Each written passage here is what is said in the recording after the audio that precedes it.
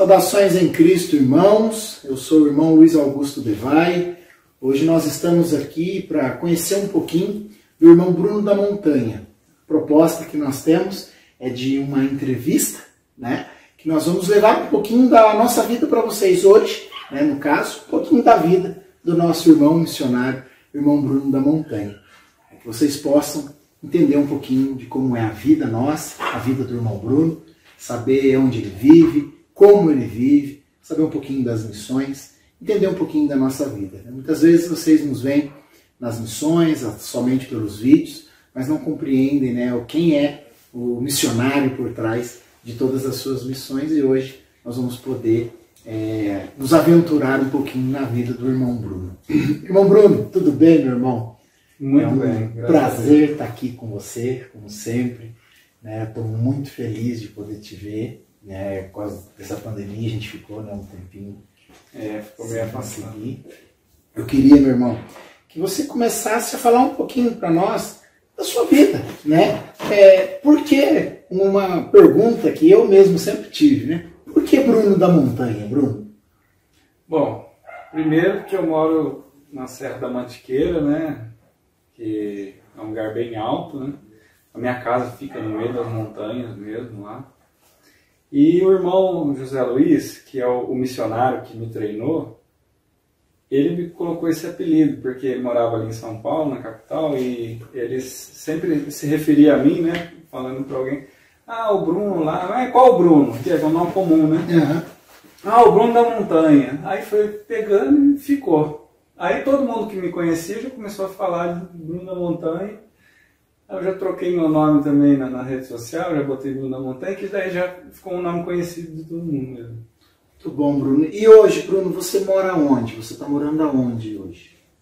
Bom, eu moro em Santo Antônio do Pinhal, estado de São Paulo, né, região ali de Campos do Jordão, na zona rural, né, da cidade, afastado ali uns 12 quilômetros do centro. Uhum. Ali você mora com a sua família? Mora eu, minha esposa, os meus pais, a minha irmã, meu cunhado e meu sobrinho. Sim. Quando você não está na missão, Bruno, que hoje a gente te conhece muito pelas missões, né? Pelas viagens que você faz, principalmente ali para o Nordeste, né? As incursões ali naquela região, no Sul também, né? Paraguai e tudo. Mas como que é a vida do Bruno sem as missões? Como você sobrevive?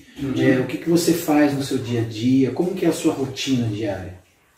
Então, a minha rotina é assim, eu trabalho com pães, eu trabalho com, na verdade não é só um pão comum, né? É aquele pão de Santa Ceia, aquele pão sem fermento. Uhum. Eu resolvi vender o pão sem fermento na minha cidade, deu certo, graças a Deus, eu sobrevivo aí vendendo os pães. Uhum. E tem o trabalho do sítio, né? Então eu pego ali 2 dias da semana só para produzir os pães, aí tem o dia de entregar, né, na cidade. E também produzo o alimento no sítio, né? Tem uma horta, tem plantação de trigo, plantação de ervilha, né? Aí depende, né? Na época do ano a gente vai trocando, né? Aí põe milho, quiabo, mandioca, depende. Uhum. E tem também o trabalho com madeira, né? Eu trabalho de marceneiro, né? Às vezes pego algum serviço assim. E também procuro fazer evangelismo, visita, assim. Agora na pandemia ficou mais difícil. Uhum. Mas antes eu tinha uma rotina, né, mensal, assim, de visitas e de missões, né? Uhum.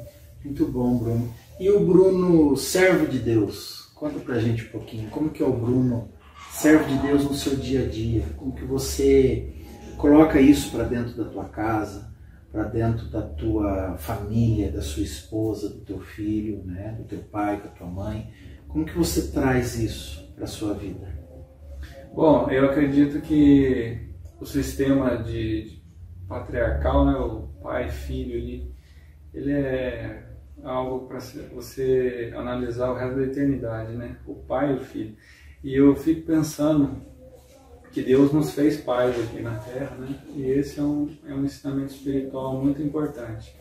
Então, hoje em dia, eu tenho procurado mais tempo possível passar com meu filho e passar também tempo com meu pai, né, com meus pais, conhecer mais do que eles têm para passar para mim.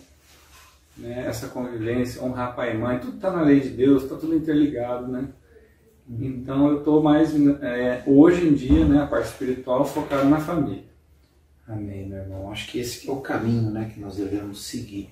E aproveitando, trazendo, né, essa ênfase de família, do lugar que você mora, da forma que você vive, qual que é o Bruno da Montanha hoje vivendo os fins dos tempos? Que hoje é um fato. Hoje não precisa ser religioso para você ver o fim dos tempos, né, Bruno? Você não precisa estudar a Bíblia hoje para você ver que o mundo está entrando num colapso. Sim. Um colapso climático, um colapso econômico, um colapso social. Né? Hoje a bipolarização em todos os sentidos nos atinge. Né?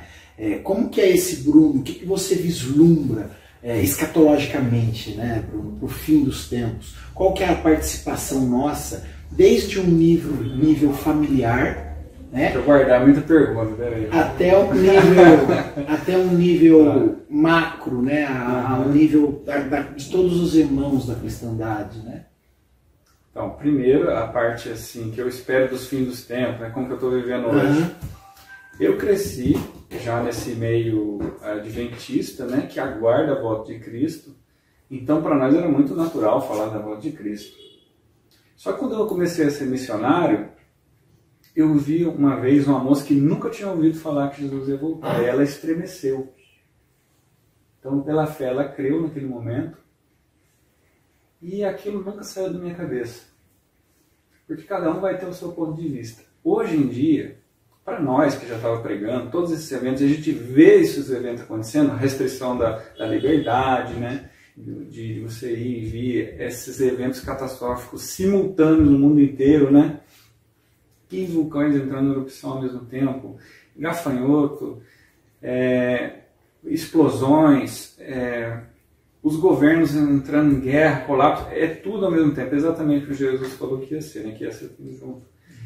E eu vejo pessoas que eram incrédulas, né, que a gente falava, elas não davam ouvido, e agora elas já estão dando ouvido. Então eu estou vendo um cenário, assim, daquilo que a gente falava, era algo que a gente tinha que acreditar na fé, agora a gente está vendo acontecer diante dos nossos olhos.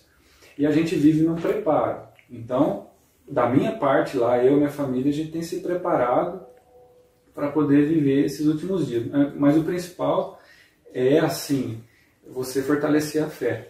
Porque não adianta nada você saber plantar, ter os alimentos, né? Ter a sua subsistência, a sua segurança lá, mas se não tiver fé não adianta nada. Então, como aquela moça lá que eu vi, né, um dia que falei da volta de Jesus, ela se estremeceu, ela tremia e falava, Jesus vai voltar. E aquilo foi, ela recebeu, né, aquela mensagem. Assim também nós, a gente tem que receber todo dia essa palavra no nosso coração. Jesus vai voltar, o fim vai vir e a gente tem que manter isso vivo no nosso coração. Com os eventos acontecendo ainda é mais fácil, né, de enxergar. Principalmente para aqueles que não tiveram oportunidade, desde criança, de saber, né, dos eventos finais. Muito bom. Vida no campo, Bruno, faz diferença? Você hoje que já tem uma vida bem avançada, né, naquilo que Deus deseja para o seu povo, de ter uma habitação próxima à sua criação, longe dessa selva de pedra que as cidades nos representam hoje, né, dessa Babilônia, né, esse modelo babilônico de metrópole, que traz inclusive a falência do patriarcalismo, né, que Deus instituiu no passado. Vida no campo, qual a diferença que isso faz para a família, para a santificação, que fez para você, que fez para a tua família? Bom, eu acho que para o povo de Deus não é uma opção a vida no campo, é uma necessidade.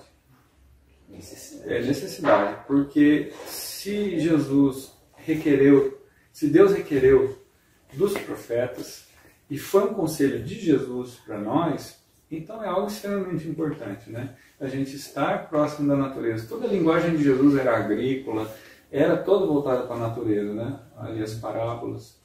E como vamos compreender essas palavras se a gente não tem contato com a natureza? É impossível. Na verdade, viver na cidade te traz um emburrecimento dos sentidos de que realmente Deus tinha designado para o homem. Então, quando você volta para o campo, apesar de parecer um regresso, né?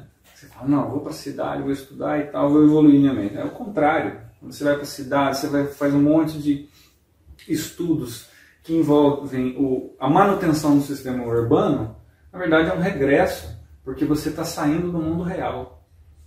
E você está perdendo tempo com aquilo que não é o que Deus planejou. E Deus planejou você conhecer as coisas que Ele criou, se interagir com elas, gostar delas. Então a vida no campo proporciona isso. É mais tempo com a família, mais tempo para interagir com a natureza, mais tempo com Deus, inclusive, porque na cidade a gente mal tem tempo para chegar em casa, sossegado, orar, né? Ter a comunhão com Deus. No campo você tem mais tempo, você administra melhor o tempo, muito melhor, aliás. Com certeza. Bruno, pregação do Evangelho. Eu sei que tem uma grande experiência no campo missionário físico, né? Hoje, com a pandemia, isso mudou um pouco essa realidade, né? Hoje, o acesso à internet ele acabou dando uma explosão, né? Bem grande.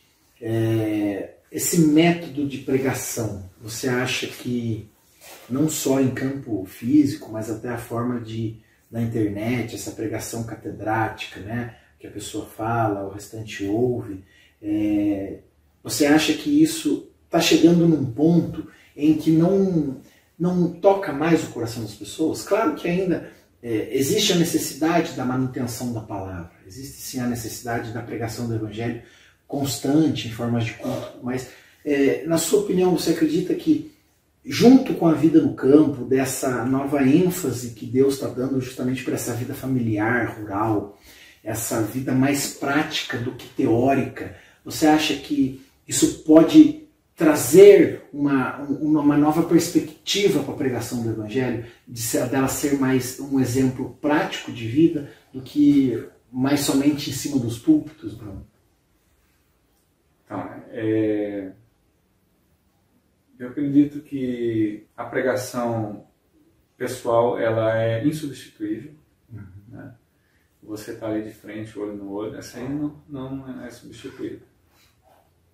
Ela é mais eficiente que as outras. As outras são eficientes também, né? Mas a principal é essa. E eu acredito que ela vai até o fim. Não vai ser o final uma pregação só por internet, eu creio dessa maneira. Mas a internet é uma ferramenta de comunicação poderosa, então tem que ser utilizada também. Sim. Pregação em púlpito, em igreja, é interessante isso que está acontecendo, né? Por que Deus permitiu, né? Tudo é da permissão de Deus, que nesse momento as pessoas ficassem sem o púlpito, né? Aquele momento, talvez não é um momento de reflexão, né? Da gente pensar, será que a gente deve confiar mesmo nesse sistema, ou a gente deve voltar as nossas energias mais para a busca pessoal, né, na palavra de Deus, do que só ficar ouvindo e aceitando tudo, né? Então aproveita a pandemia para estudar a Bíblia, para ter um momento o seu raciocínio e a sua comunhão com Deus, o seu discernimento, né, e não o discernimento do outro, que vai ali guiar o seu. Bruno, para a gente poder encerrar nossa entrevista, eu queria que você falasse um pouquinho dessa sua trajetória de vida, desde as suas origens, né, desde quando você começou a desenvolver um pensamento, se ligando com Deus, e depois nos dá uma mensagem para quem está assistindo, do Bruno da Montanha. Né? O que o Bruno da Montanha teria para nos falar nesse momento? Tá. Bom, de onde que eu vim, né? Eu sou da cidade de Jacareí, estado de São Paulo. Eu nasci lá na periferia da cidade. Meus pais, eles eram, assim, de religiões espíritas, né? Na época, quando eu era criança, né? Assim, tinha uma família católica, né? Fui até batizado em igreja católica, mas não eram praticantes. Aí minha mãe acabou entrando nessas religiões espíritas, meu pai. Mas é sempre aquele vazio, né? Até um dia que uma amiga da minha mãe convidou ela para estudar a Bíblia, assim. E minha mãe pegou a Bíblia, começou a ler e se interessou, gostou muito. Aí ela pegou os livros espíritas, cartas de tarô, aquelas coisas tudo, jogou fora no quintal de casa e pôs fogo. E eu lembro que eu não gostava daquilo. eu tinha medo, né? Eu tinha uns 5, 6 anos de idade. E quando ela pôs fogo naquelas coisas, eu fiquei feliz, eu fiquei vibrando de ver a minha mãe pondo fogo naquilo, porque quando eu ouvi alguém falando assim, papai do céu e tal, eu discernia que tinha um pai do céu. Mas quando falava, né, assim, sobre idolatria, aquelas coisas, aquilo não descia. Para mim, criança, eu já tinha algum discernimento, né? A minha avó, que era católica, ela sempre pegava assim, dia de aniversário, né? É interessante essa história. Ela pegava bolo, guaraná, né, do aniversário e colocava no canto da casa lá e falava assim. Não, eu deixava lá, eu perguntava para ela, vó, o que isso significa, né? Por que você botou isso aqui? Ela falava, é pro santo. E o que eu fazia? Eu sentava lá e ficava esperando o santo vir. Aí o santo não vinha, né? As formigas juntavam no bolo. Aí eu, vó, o santo não veio. Não veio comer o bolo. Aí ela, mas ele vai vir, depois vem. Falava alguma coisa assim, só para enrolar. Aí eu pensava assim, nossa, mas esses adultos não entendo. Por que eles acreditam nessas coisas? A criança tinha esse pensamento. Então eu comecei a ter uma busca, sabe, desde pequenininho, para ter algo palpável. E aquilo não me parecia palpável, né? Até o dia que a minha mãe começou a estudar a Bíblia e foi para a igreja adventista, a convite da amiga dela. Quando eu cheguei na igreja adventista, tinha as professoras da escolinha, né, das crianças. Começou a ensinar as histórias de Noé, de Jonas, de Davi, de Moisés. Aquilo sim fazia sentido para mim. Aquilo era palpável, era uma história consistente, né? Com um Deus verdadeiro, interagindo com o ser humano. Aquilo ali me encantou. Aí, a partir daquele momento, mesmo criança, né, depois eu fui alfabetizado, eu comecei a ler muito. E até os meus 11 anos de idade eu frequentei ali as igrejas adventistas de Jacareí. Fui muito bem doutrinado na igreja que eu frequentava, né, porque eram membros antigos, então ensinaram tudo certinho. E eles falavam uma coisa, olha, no futuro vai ter uma coisa chamada ecumenismo e a gente não pode participar, porque isso não é de Deus, a gente vai ter que permanecer firme, e até a igreja vai tentar ser enganada, a gente não pode cair nessas coisas. Eu guardei aquilo no coração, eu tinha meus 11 anos de idade, de 9 para 11 anos de idade, porque 11 anos de idade eu mudei de cidade, fui para Santo Antônio do Pinhal, porque meus pais leram o livro Vida no Campo, o livro Fuga para Deus, e eles viram que tinha que mudar para o campo. Então pegou eu e minhas duas irmãs, né? Eu tenho uma irmã mais velha e uma mais nova. Pegou eu e minhas irmãs e foi para o campo. A gente foi morar no campo quando eu tinha essa idade, adolescente. E assim, não tinha tanto conhecimento, né? Não sabia, tanto que a gente acabou voltando para a cidade, né? E nesse tempo que voltou para a cidade, né? Eu voltei a frequentar a igreja e eu comecei a ver umas coisas diferentes, né, acontecendo. Só que eu não me atentei muito bem para o que era. Mas como as coisas assim, que eu aprendi estavam muito diferentes, eu comecei a meio que perder a fé. Eu falei, nossa, mas como que é isso aí? Eu queria perguntar para os pastores, eles não me respondiam o porquê que as coisas estavam diferentes, principalmente estudos bíblicos, né? Tinha um estudo bíblico que eu fazia, que era antigo, e o missionário que me ensinou, Cláudio, ele falou assim, eu vou te ensinar nos estudos antigos, porque os novos não são bons. Olha só. Ele me falou isso. Aí ele me ensinou no estudo de Henrique Berg, dos anos 50 também, que é o que eu uso até hoje, na verdade.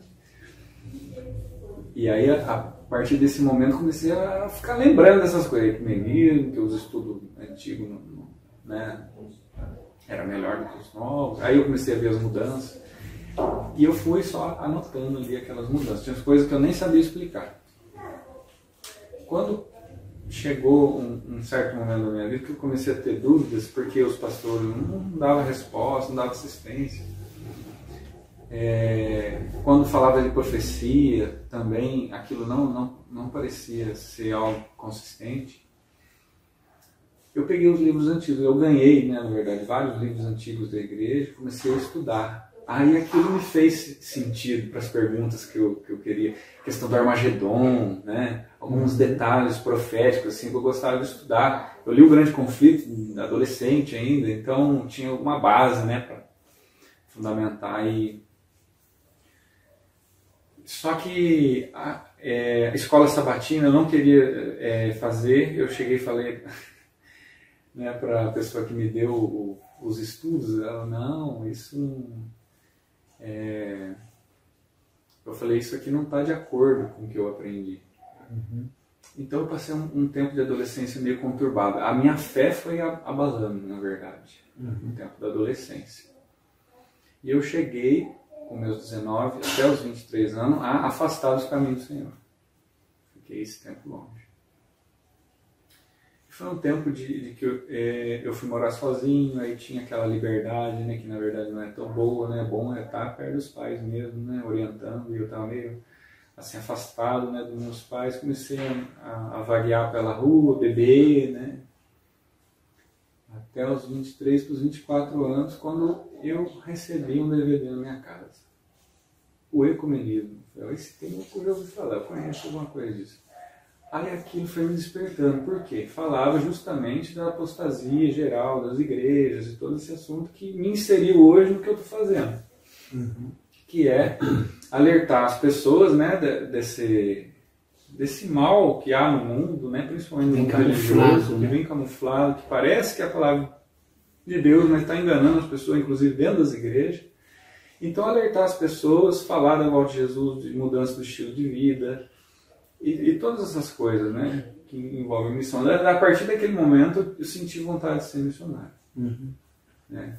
E aí tem muita história para contar, né, mas o nosso tempo é curto. Uhum. Mas basicamente foi isso. A gente, como família, né, eu, meus pais, todo mundo hoje está aí na fé. E Bruno, hoje a importância da gente passar um evangelho leve, feliz, alegre, que não assuste, né?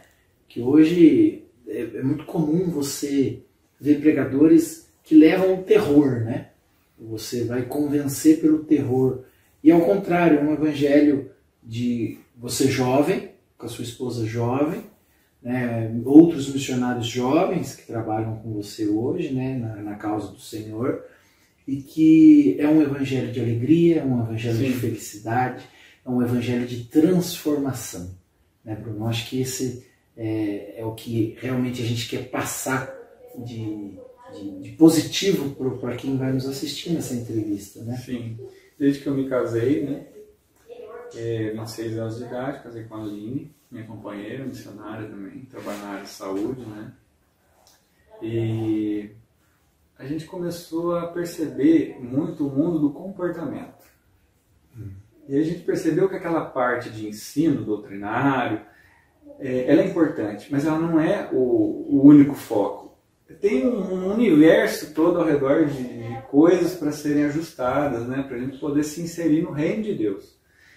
E eu percebi que um dos temas mais importantes agora, nesse momento, é o comportamento. Se a gente não aprender a conviver aqui na Terra, como passaremos as eternidades do céu convivendo com as pessoas?